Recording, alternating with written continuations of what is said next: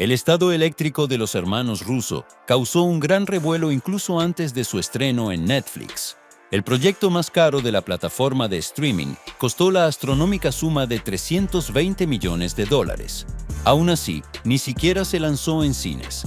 Ni el elenco estelar, ni los renombrados directores y guionistas lograron salvar la película del desastre crítico. Sin embargo, a la mayoría de los espectadores la película les gustó inesperadamente. Comencemos quizás con el aspecto más comentado, el presupuesto. Hace solo unos años, todos se sorprendían de cómo los ejecutivos de Amazon se las ingeniaron para invertir casi 500 millones en la primera temporada de Los Anillos del Poder. Aunque la mitad de esa suma se destinó a la compra de derechos, el presupuesto seguía siendo increíble para una serie. Incluso Juego de Tronos se quedaba corto, cuyos últimos episodios costaban cerca de 100 millones. Últimamente vemos con más frecuencia sumas colosales asignadas a proyectos exclusivos de gigantes del streaming. No hay que ir muy lejos para encontrar ejemplos, como El Hombre Gris con Ryan Gosling y Chris Evans, también de los hermanos Russo, que le costó a Netflix 200 millones. En ese momento fue el proyecto más caro en la historia de la plataforma. O Fórmula 1 con Brad Pitt, que se disparó a casi 300 millones. Aunque en ese caso al menos hay colaboración con Warner Brothers y se proyectará en cines. Pero el estado eléctrico fue aún más allá. Basta pensar que se gastaron $320 millones en su realización, casi lo mismo que James Cameron invirtió en la segunda entrega de Avatar. Los Na'vi costaron incluso 40 millones más, pero ellos sí tuvieron estreno en salas y generaron una ganancia considerable. Entonces, ¿por qué Netflix confió en el éxito de El estado eléctrico y apostó por los hermanos Russo?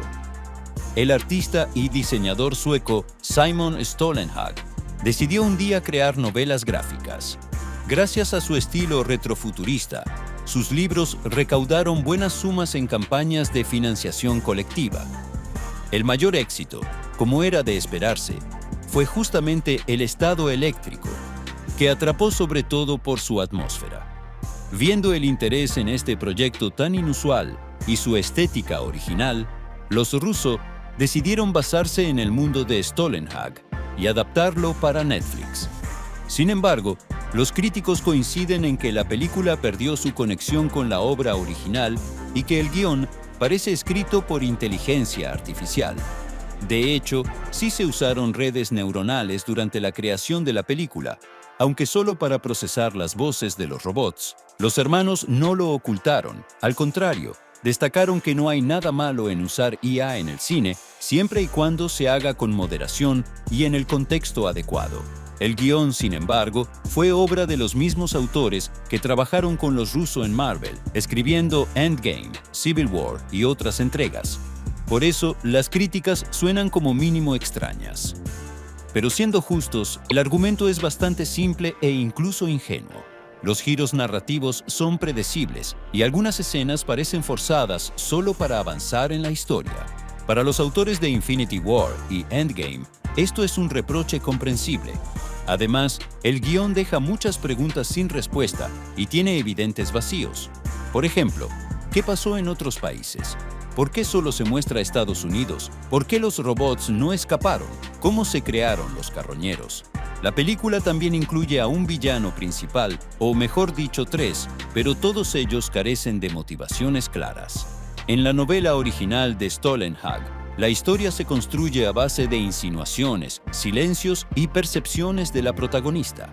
A veces da la impresión de que lo más interesante ocurrió fuera de cámara y nosotros solo vemos las secuelas de la catástrofe. Las ruinas de un mundo posbélico, con robots sonrientes averiados y abandonados en lugares insospechados, crean esa atmósfera que tantos recuerdan. Uno de los momentos más impactantes del libro es la representación de personas bajo el efecto de la neuroconexión, cuerpos en descomposición que viven felices en un mundo virtual. Pero hay que decir que Stålenhag no es escritor, sino un excelente ilustrador y visualizador, y sus novelas gráficas funcionan gracias a la ambigüedad y al estilo. En la película se decidió no dejar tantos elementos narrativos fuera de plano, por lo que muchas cosas se explican y se adaptan, aunque ni siquiera eso fue suficiente para resolver todas las dudas de los espectadores.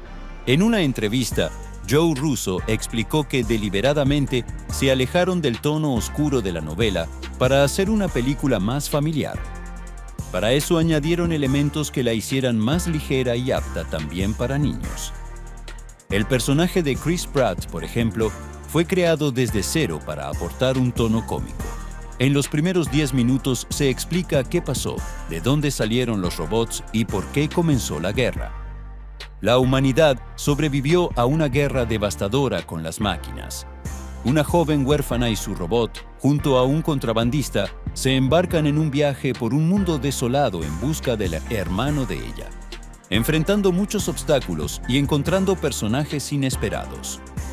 Esta trama ya la hemos visto en cientos de películas sobre humanos oprimidos, robots y alienígenas. Los Russo lo hacen con estilo, calidad y belleza, pero no sorprenden. Por eso mismo los críticos los acusan de falta de originalidad y de alejarse de la obra original. Aunque los espectadores, según los comentarios, no están de acuerdo. En Rotten Tomatoes, la crítica profesional le da un escandaloso 15% de frescura. Eso está al nivel de Morbius y Madame Web, pero la puntuación del público alcanza un 75%, es decir, 5 veces más. Lo que significa que la película encontró a su audiencia y logró captar su interés. Sin duda, el estado eléctrico tiene sus virtudes. La más evidente es su aspecto visual. La película luce costosa, a pesar de desarrollarse en una distopía. Los millones invertidos se notan desde el primer fotograma. Cada robot es único, se mueve de forma natural, la imagen rara vez se ve borrosa y el estilo visual se mantiene constante. En algunos momentos da ganas de poner pausa y sacar capturas para los fans del retrofuturismo. Además, cada robot fue creado usando captura de movimiento. En este sentido, no hay críticas hacia la película. Los hermanos Russo hicieron del aspecto visual el punto más fuerte del proyecto, acercándolo lo más posible a la fuente original.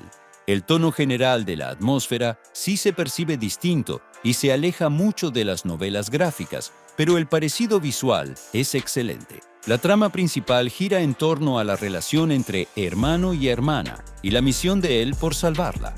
Esto ya estaba presente en las novelas, pero en la película esta línea narrativa se amplía aún más.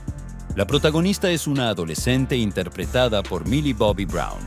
Aunque la amemos por su papel de Eleven en Stranger Things, hace tiempo que dejó de parecer una adolescente, especialmente cuando la maquillan de forma que parece 10 años mayor. Además, la llaman niña varias veces, lo que no encaja del todo. Por su parte, Chris Pratt hace lo que mejor sabe, bromear y derrochar carisma, aunque se luce sobre todo en los diálogos con su robot, Herman. De hecho, este último protagoniza la mayoría de los chistes y es quizás el personaje más memorable. También aparecen actores de primer nivel en papeles secundarios. Stanley Tucci, Alan Tudyk, Anthony Mackie, Giancarlo Esposito, Kiera Iguan y Woody Harrelson. Aunque para escuchar todas sus voces es mejor verla en versión original, pero incluso entonces, debido al tratamiento robótico, no siempre se notan. Da la impresión de que la película usa a este elenco estelar solo a medias, si no menos. Joe Russo confesó en una entrevista que él y su hermano no tienen planes para una secuela de El Estado Eléctrico, pero sí quieren expandir su universo en otras direcciones. Además del juego móvil, el director mencionó que están discutiendo una serie dentro de esta misma ambientación. Pero con toda la polémica que rodea a la película, esa expansión es incierta. Tal vez seguir el camino de un proyecto familiar, cuando la obra original está llena de decadencia y desesperanza, no fue la mejor idea desde el principio. Si la posible serie opta por una historia más oscura y cambia a los protagonistas, la franquicia podría percibirse de otra forma, lo cual sería positivo.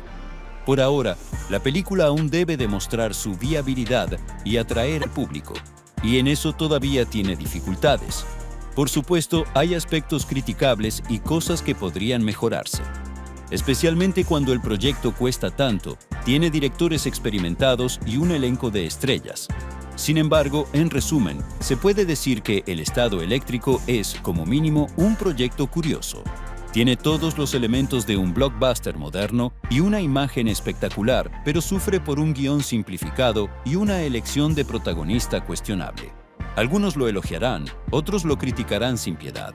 Y claro, tiene tanto virtudes como defectos, pero en cualquier caso, recomendamos verlo para que cada uno forme su propia opinión, y quienes ya lo hayan visto, no duden en dejar un comentario con sus impresiones.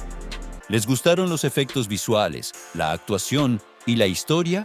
¿O creen que El Estado Eléctrico no vale el tiempo invertido y que los hermanos Russo perdieron su toque después de Los Vengadores?